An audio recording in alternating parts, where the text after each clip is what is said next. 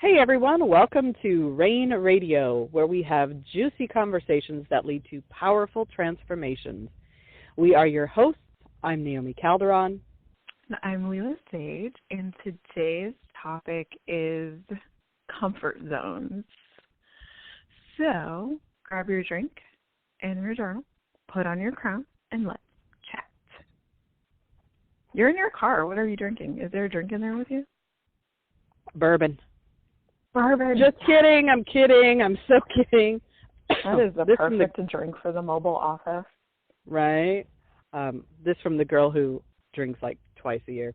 I'm actually drinking hot water with lemon and honey to try to avoid coughing through the call today. It'll be fun. We get Naomi's sexy voice today too. Right. We got lounge singer voice.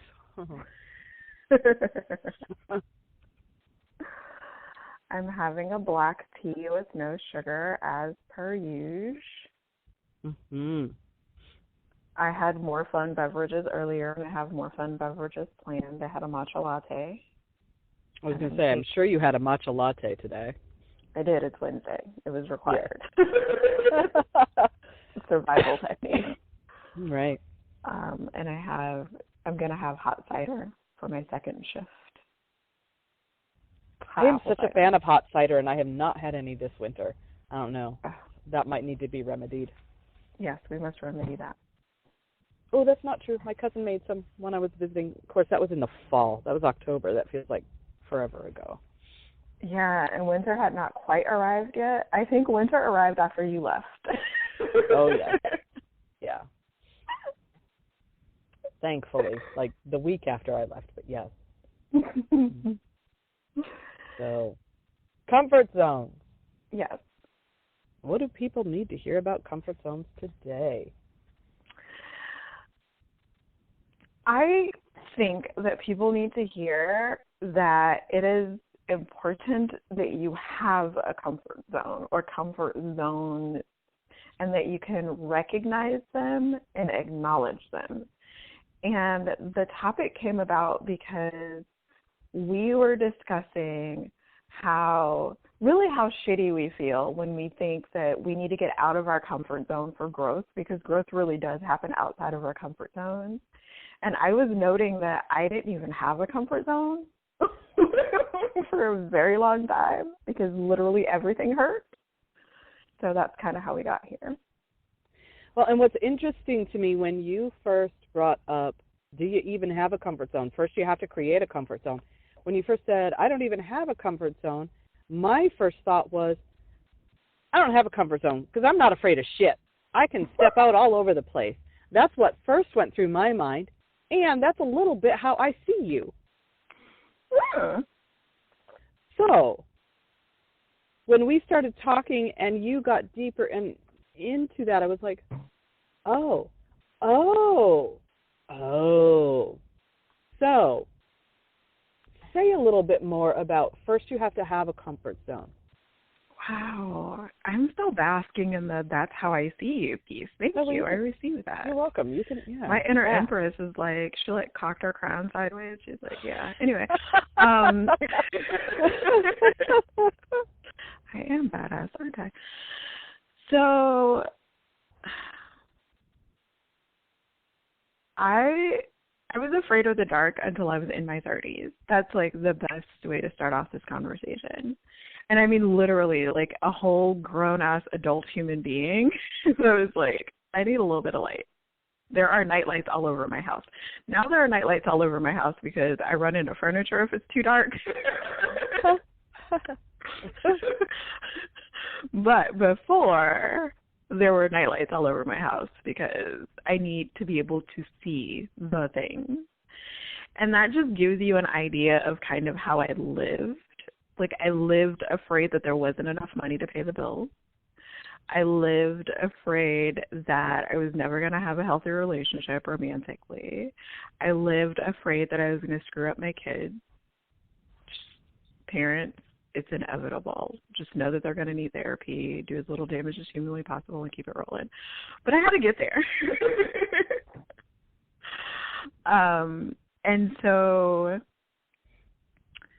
for me, when I say I had to create a comfort zone, I had to do enough healing that basic life didn't feel like being brave. Like waking up in the morning didn't feel like being brave. And it really, honestly, it didn't feel like being brave because I didn't feel like I had a choice. So it didn't even feel like I was being brave. I was just existing at a consistent level of life hurt. And what I hear in that, because of course I've always got my little Chinese medicine radar going on there, and not just that life hurt, but almost this looking over your shoulder all the time, and this every action and step being from this place of fear. Mhm. Literally, right? every. Yeah. Yeah. And all I think is, oh, your poor adrenals. Oh yeah. You know. They're on the mend finally. Right. Thanks to all of your fancy herbs and spices. But because of that chronic fear, and I've not really thought about that as, because in my mind, well, you still have a comfort zone, because sometimes we become comfortable because it's at least a known, Mm-hmm. but when you dig into the deeper of it, it's really not, because it's everything is laced with fear.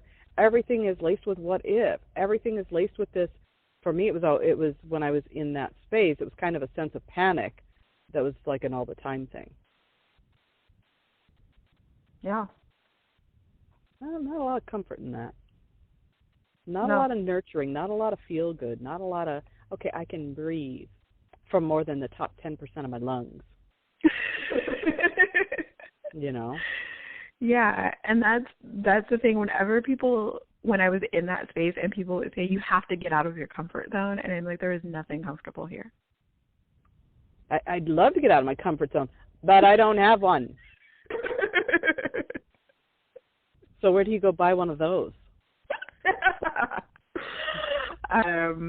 You see Naomi for her magic shrooms and other magical supplements and patches. I want them to call. I do. I'm pretty sure they need the magical shrooms too. Well, you know what? That's probably true. They probably do. Their jobs are stressful. I was going to say, these are medicinal. Adrenaline. These are medicinal mushrooms. People, and they're not the smoking kind or not the psychedelic kind. Yeah, not those kind. The other kind. Psychotropics on the show. But yeah, that and timeline and golden lights with me and bars with me, but before, along with maybe any of that is really, it all always comes back to knowing and honoring who we are.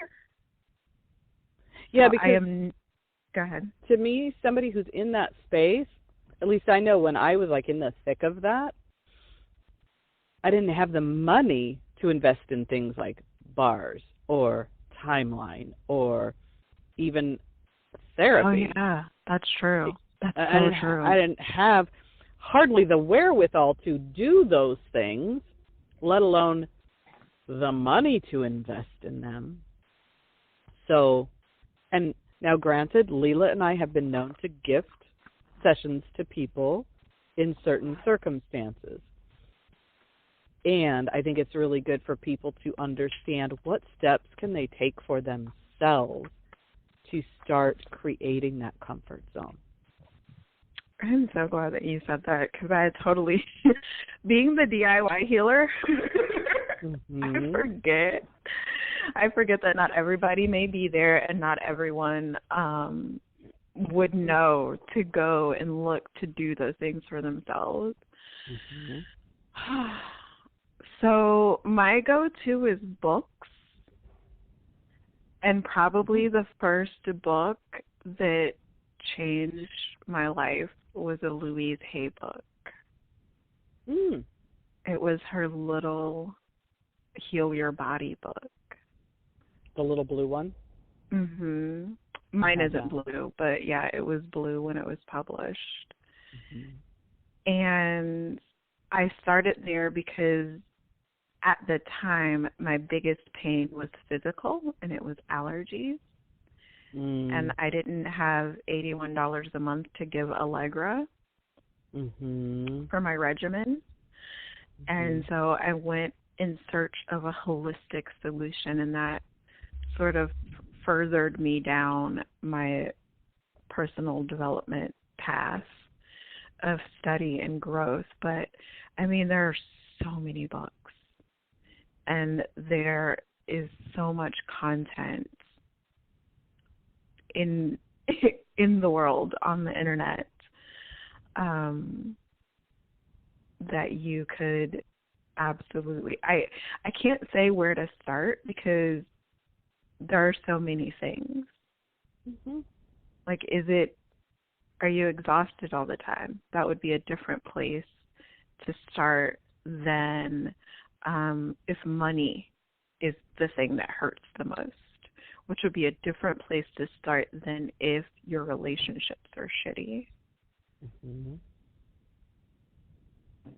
Or if everything is coming from a place of fear, no matter what it is. And some of that can be PTSD, and that's a whole nother conversation. Oh, yeah, for sure. You know? So knowing that everybody starts in a different place, depending on what, you've brought up things like books. And yeah, online there's some great resources. I know some of the people that you've introduced me to, some of the people that I follow, they have free resources. Yes, they might offer paid programs that go a little deeper, a little further, but there's some really phenomenal free resources. I know when I was first introduced to tapping, well, some of you might know it as EFT, and some of you might be like, what the hell is she talking about? And that's okay. Someone introduced me to it. I didn't really fully understand it, and they suggested I go look up Margaret Lynch. And most of her tapping that I found was on money, but that was fine because that was something I was wanting and needing to grow in my world, because that was part of what had me stressed and anxious. And she had a ton of free YouTube videos. When you first started talking access consciousness with me, and I'm like, what the what, huh? Why are there boys in shorts? What? You introduced me to, who did you introduce me to first? Crystal, I think. Crystal Crawford. Yeah, Crystal. A lot of free resources.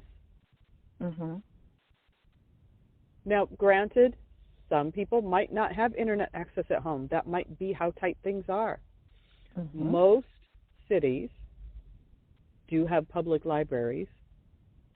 And even if you don't have a library card, you can use the computers for a limited time at no charge. Yeah. Now, our library, you have to have a card because it asks you for your card number. But they don't charge you to get a card. Maybe. Everywhere is different. Right. Yeah. Ours, that's what I'm saying, is ours, you have to have a card to use the computers at ours, but it doesn't cost to get the card at ours. So, figure it out, find it out, but oftentimes that will be the case. And, take your headphones and plug them in and listen or read, depending on what it is. Absolutely. Yeah. And another completely free resource is a writing utensil and a paper. Well, actually, those aren't free. Well, I mean, but most of us have them. Most of us have them. That's true. But most of us have them. Yeah. And journaling. I cannot expound more enthusiastically about the benefits of getting the swirly in your head out of your head in some cohesive manner. Yeah. Even if it's Lila Naomi suggested I journal, and I think this is stupid. but I'm really desperate, so I'm willing to give this a try. That, you know, I find out amazing things about myself from putting pen or pencil to paper. Mm-hmm.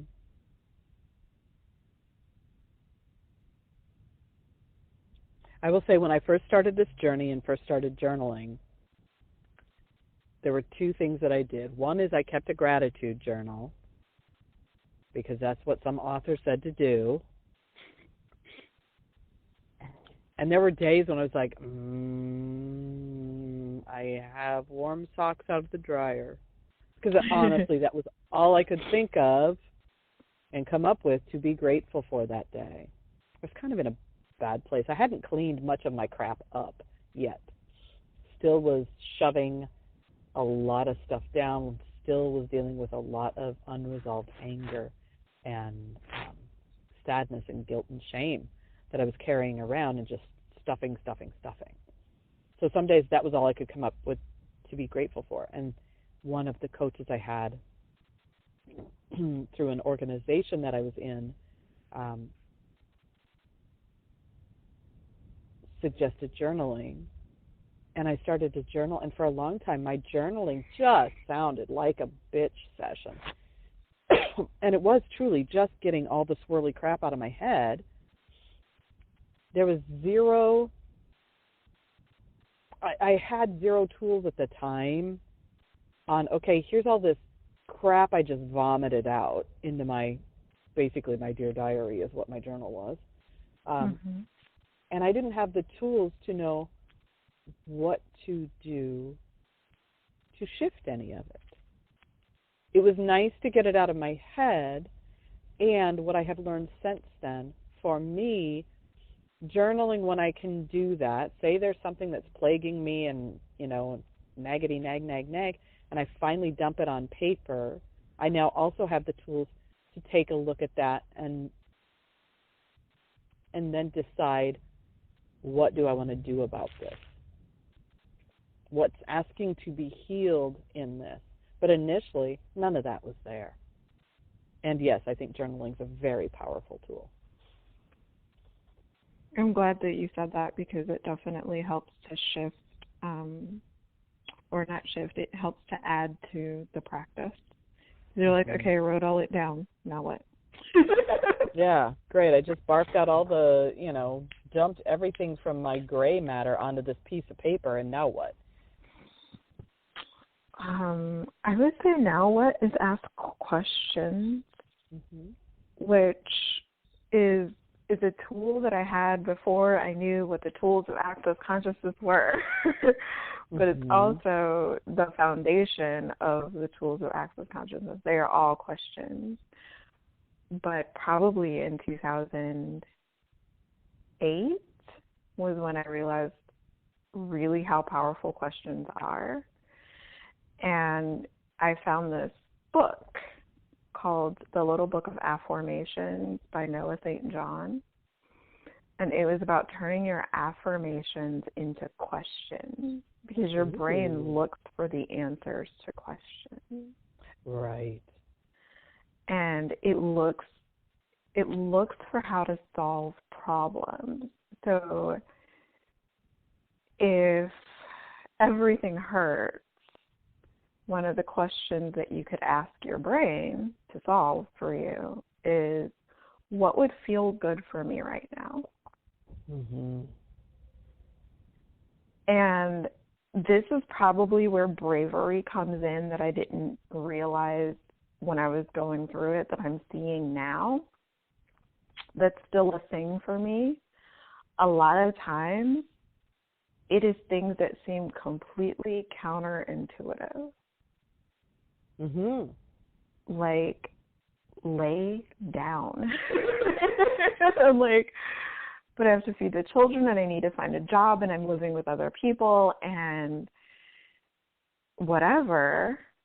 What do you mean lay down? Yeah. I mean, feed the children and then lay down. Put your children first. Okay, that's great. but they need a roof over their head and clothes on their back and shoes on their feet and food in their stomach, and they're going to go to school in a month. What do you mean put them first? I need to find a job. Right. Okay, I'm willing to put them first. And what do you mean lay down? Yeah, lay down and take a nap. Who the hell has time for that? Somebody who's burned out and exhausted, I promise. Mhm. And on the other side of my decision to really make my children the center and priority of my life was actually a job that paid all of my bills and us getting into our own home for the first time in 4 years. And I was baffled. It makes great sense, though, because while the job takes you out of the house, the less stressed mom, that should be a blog, the less stressed mom can be more present for her kids. The less stressed mom has energy for her kids. Mm-hmm. The mom who's paying her bills, and people, if you're not there, it's okay. This isn't a place of judgment. The mom who's paying her bills doesn't have that constant nagging of what she, quote, should be doing / providing / fill in the blank with whatever chit-chat in your head is happening, weighing her down. Mm-hmm. So I could see where even though it took you more out of your home, it still made you more available and more present. And it was a job that allowed me to be home by 4 p.m. So that's super awesome. I wasn't actually I was taking a little bit of time away from my babies because school got out around 3. But that was only on the days that I was out that late. And I could not take a class. I was teaching. I could not take a workshop, and I would be home. My son got sick one day. I was called while I was teaching, and I finished teaching that workshop. I called my manager. I packed up my stuff, and I went and picked up my baby from school, and I hung out with him for the day. Mm-hmm. And you put them first, and the universe delivered all of our provisions. My bills were paid with ease. I was doing work that I enjoyed. It was super flexible, and they were still my top priority. Right. But for the 8 years before that, I was just living in a space of panic that I couldn't take care of them. And the results of that was I couldn't take care of them. Mm-hmm. Not to the degree that I could once I just decided my job is to be their mom, and everything else is secondary. So really also what I hear in that, so the journaling is great, but also determining, and the word that you like is coming up, and demanding from the universe, this is what I'm up to, this is what I want, this is what I require. Mm-hmm. I require the ability to put my kids first. Yeah, it didn't feel like a demand at the time, though. No, but what I know about you now is now you demand it. Absolutely. Yeah, it's really important, though, that everyone else understands that it didn't feel like a demand at the time. Mm-hmm. It really felt like deep surrender. Like, yeah. I don't have another choice. Yeah. And I am willing to live with other people for the next, I think, 14 years at that time, if that's what it takes to put the babies first. Yeah. Which made me low-key nauseous. Mm-hmm. And my willingness to do that meant I didn't have to. But well, and your leading willingness up to do that, if you hadn't been, and you'd been pushing up against it. Yes. Because I know my own nature, and it's like, I would have pushed up against that like no tomorrow. your experience would have been different.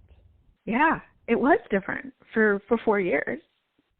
Hmm. From the day their dad left until the day we signed the lease on our apartment was 4 years. And in that 4 years, I was only in my own home for 4 months, and I was utterly terrified the whole time.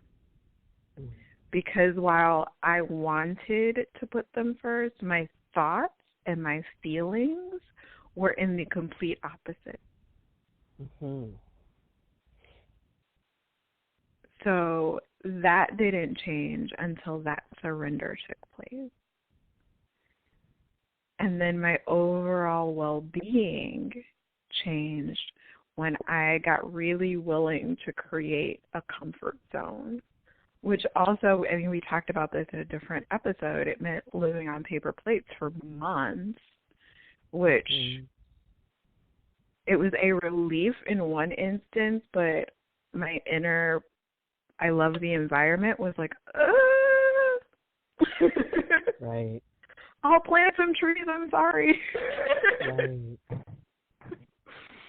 But whatever it took to make my life easier was what I did so that I could build up the fortitude to be brave, do the brave things, do the bigger things, actually have a comfort zone that I could get out of. Mm-hmm.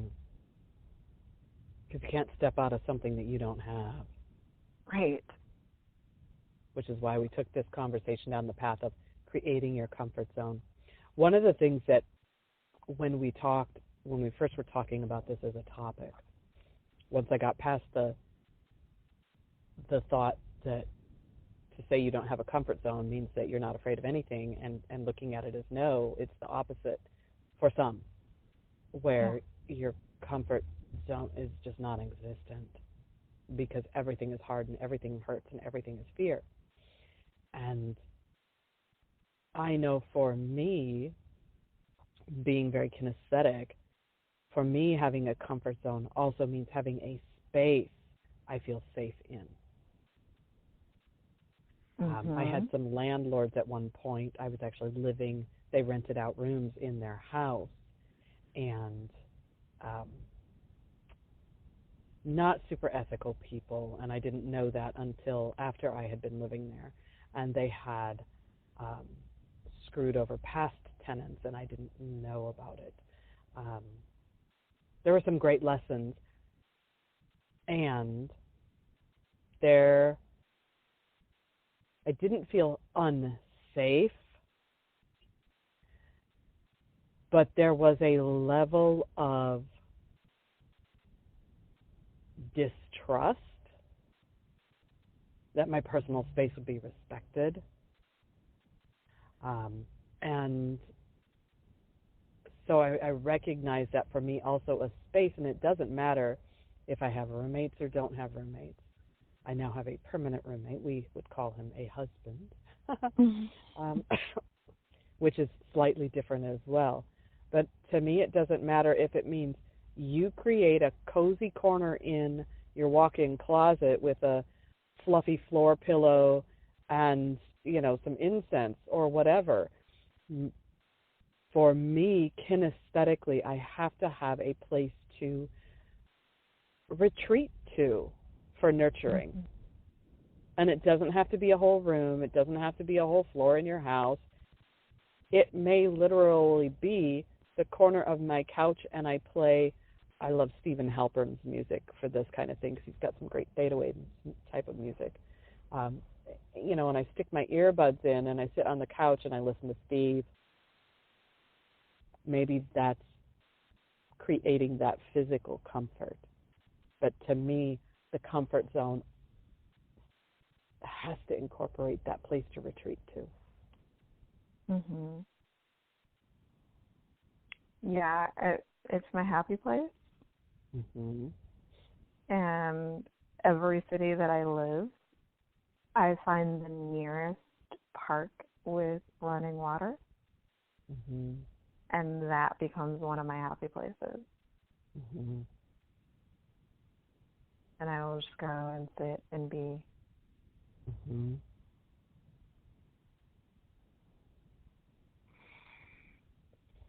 I think the picture that we're trying to paint here, folks, is if you're in that space where you can't imagine stepping out of your comfort zone because you don't have one yet, is find what will create a level of comfort for you. It may not be the level of comfort you eventually want, but create some level of comfort. Yeah. Tiny amounts of nurturing now.